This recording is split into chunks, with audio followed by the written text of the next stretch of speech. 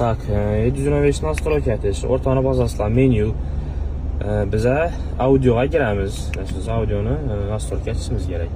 Bilandan kelaveramiz. Soundfare offda turadi, buni ishlatib turadi Soundfare. Soundfare'ni yoqib qolamiz Soundfare bo'lsa mashinada. Tak, asosiy narsasi crossover, front, oldi taraf, rear orqa taraf, subwoofer. Boshda oldidan ketamiz. Elden giremiz ağala.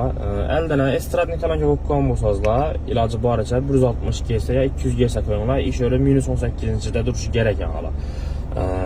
160 G'sa qo'yinglar, estradni eng xavfsiz ishidan narsa. Agar mid bass ya dur komponentga kalonca qo'ygan bo'lsangizlar, sal kuchliroq bas xohlasangiz 80 G'sa qo'yinglar, sal mягкийroq bas xohlasangiz 100 G'sa qo'yinglar.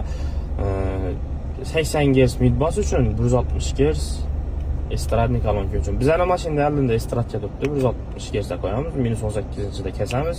Tak, orqa tarafdan bizada estradni turibdi, 160 -18 ga qo'yamiz, chiqamiz subwooferimiz ag'ala.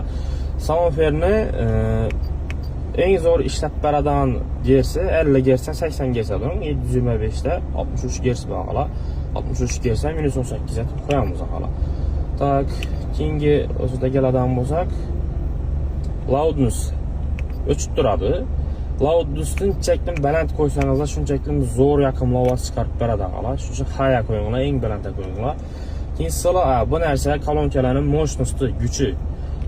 Bu narsani xohlasangiz yo'la qo'yinglar. Agar usilitel yo'q bo'lsa mashinada, tipa 2-3 ga qo'ysangiz bo'ladi. 2 eng xavfsizi, zo'r ishlab beradi. Keyin equalizeri, bu equalizeri o'zi asli zavodskiy powerfulda turadi. Bu narsani iloji boricha shu VV-da qo'yinglar, hech narsa ko'ymaydi, atkanlaringizni ishlab beradi. Eng zo'ri shu VV. Custom ham zo'r, uni ichini nastroyka etish kerak. Video 7000 ga oladi uni nastroyka etmaka, shu VV-da qo'yganlaringiz yaxshi ag'ala. Tak. Keyin eng oxirinda ag'ala save settings bosib turib, esni bossangizlar, akkumulyatorni qo'polganlaringizdan to'sh shu nastroyka turadi, o'zgarmaydi.